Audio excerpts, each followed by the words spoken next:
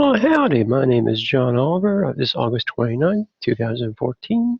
This is about 3:45 p.m. This is obviously about five cities and 3 countries. This is a road trips to those places. Like I said, in other places, I may go to more cities and more countries. Hopefully, I'll make at least this many. Again, there are several purposes. One is to choose the headquarters for the education nonprofit that is called Our Stewardship Community.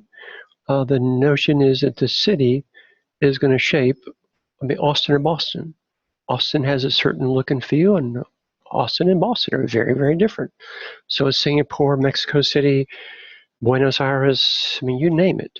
The people available there offline to be a staff and volunteers, the culture, the infrastructure in terms of the internet connection, all those things. The climate, you go live in places where you can be snowed in and not able to move around. In Denver, it's not going to happen. In Mexico City, hurricanes could hit Miami and wipe things out, but you're not getting a hurricane in Denver.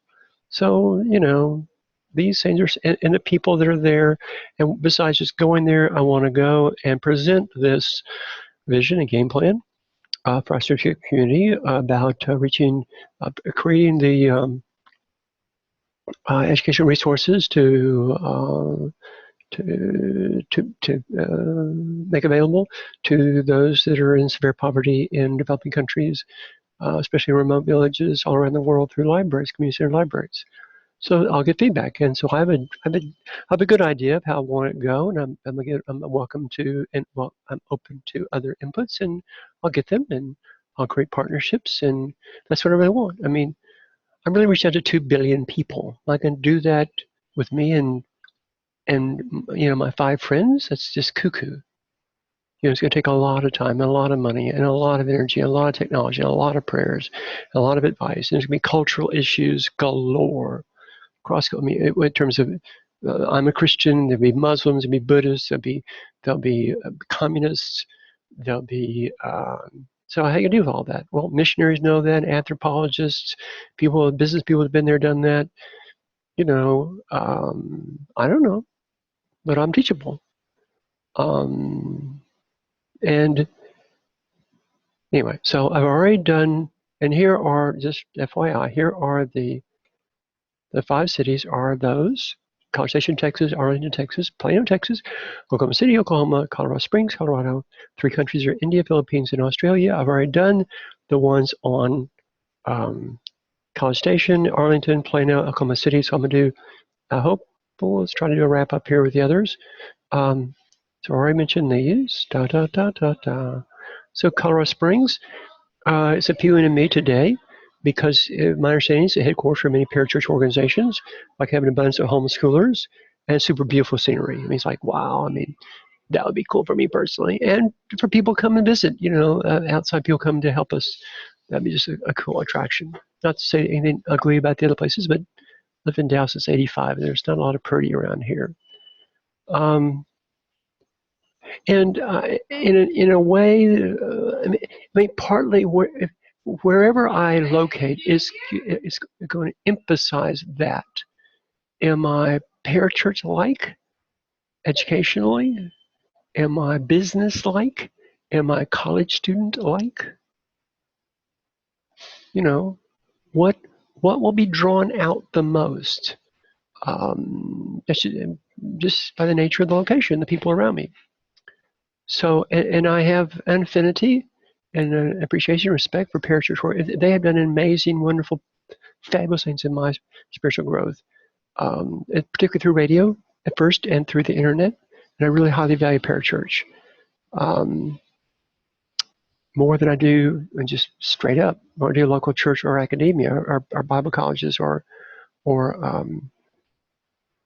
seminaries.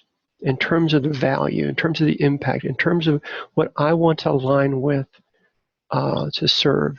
And I don't know if there's a city that is really heavy with headquarters of missions organizations, but if there was a city, I may learn of one. Maybe, I don't know, San Diego or something like that, for all I know. Then I'm very much missions agency-like. What I'm doing here is creating a hybrid, drawing the best qualities of these different things.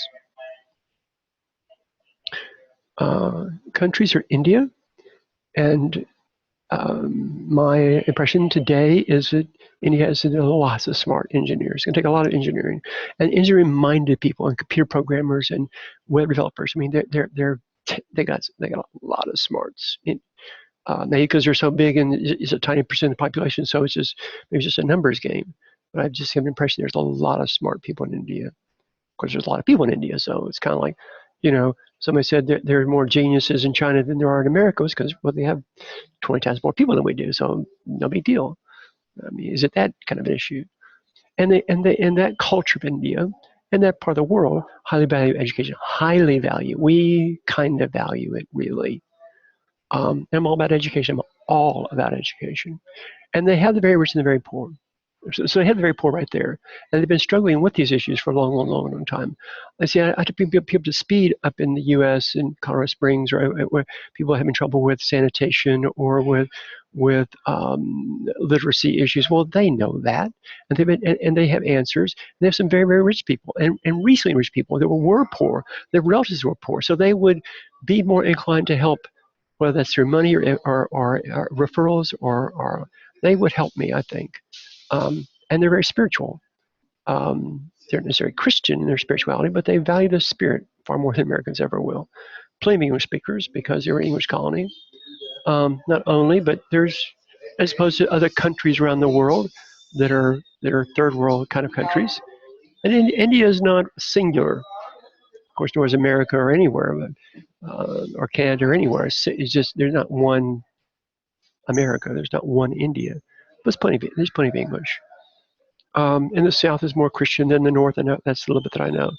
And they're on a huge growth and modernization surge, which is good to catch that wave. There's other countries that are not, whether it be Poland or Bosnia or Liechtenstein or something like that, or Seychelles. I mean, these are countries. Am I go locate in the Seychelles or in Tahiti? No.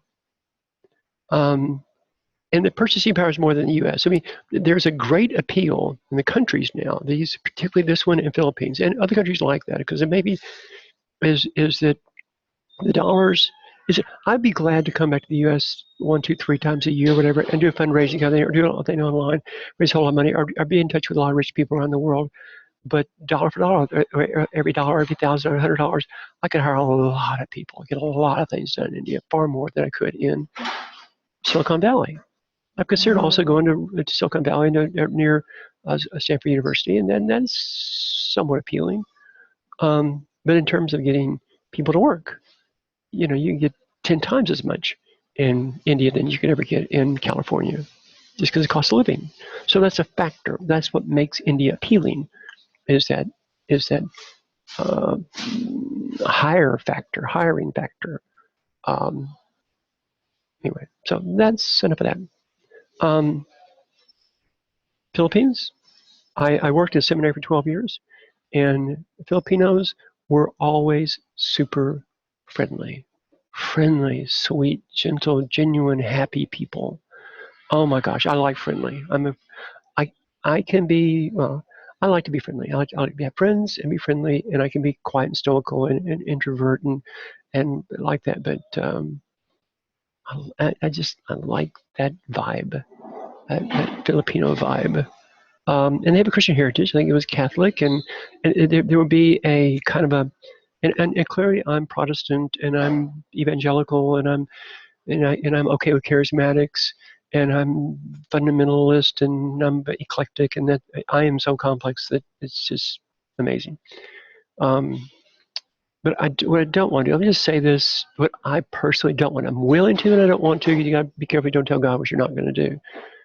I tell God I'll never go to Africa or never go to the North Pole or something like that. You might have wanted to go in there. It's like, I don't want to be in a hostile setting.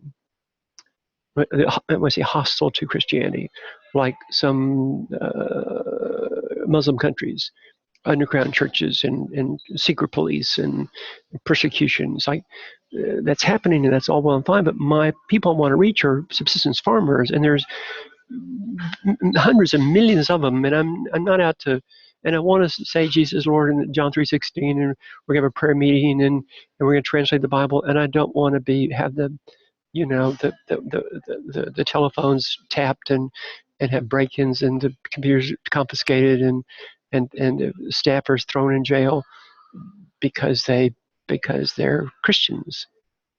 I mean, I'm willing to, but I don't really don't want to. I've fought enough battles. I don't want to fight that kind of battle because I'm out to help. I don't personally want to go into countries like that. I don't want. There's enough folks where they in African countries, like in parts of India and elsewhere, they say, "Come on, you're helping my people read. Come help them read."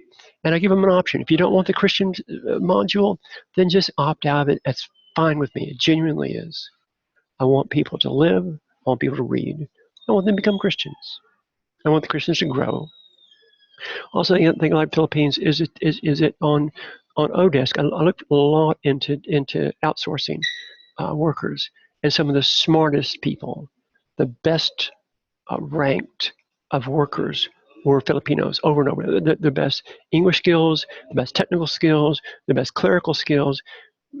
Filipinos were way out front in terms of outsourcing, far more than all the other countries. Many other countries were represented there, and it just got. So they're good at that side of it. And there's a lot of engineering work to be done. There's also a lot of clerical, administrative, uh, research, editing, writing, MBA. So and they were just sterling in that way. And because the Philippines is made up of a whole lot of islands, just like Indonesia's, I would then learn about subsistence fishermen. I don't know about them. I don't have a resonance with them. I do feel that I could serve subsistence farmers. I just have a sense. If you figure out soil, if you got seeds and soils, it's a sower, you get some water, you get some sunlight, you keep away the bugs, you keep away the diseases, you'll grow a crop, and you can control that. Fish, I don't know you control fish. You can't really, but anyway, so that would be kind of cool. And I like the water. I'm a sailor. I've been a sailor, and I like water. Water is good. So that's the appeal of Philippines. Australia. They highly value online education. My understanding is the Australian government a lot of years ago saw that that's what the future is online in terms of commerce, and everything's going online. It used to be genius figure that out, but they put themselves and put their best and the brightest and their money into it, and they're all about that. And they don't have teachers unions and other kinds of a bunch of greedy people that are stopping them from pursuing that. That's the understanding I have today. I could be wrong, but that's my understanding. They've solved many water-related problems. A lot of areas of Australia has a lack of water, so they've been grappling with water issues. They have a lot of great solutions I've seen there, and so to help in terms of hydroponics and aquaponics, other kinds of things of water-related, rain and cisterns, and if they can help work with them, then that could translate to the rest of the world, because water is going to be a humongous issue for a long time. And they're a Western country, yet they're near severely poor. Not so much that they got a lot of poor folks, but they're right there nearer to those of the poorest, contrast to the U.S. And I understand they're pretty U.S. friendly, American friendly. They're not anti-American like parts of Europe. And so those are my interests. Those are my ideas today, and I plan and hope to go those places. And maybe I will, maybe I won't, but that's where I am in this moment. Thanks.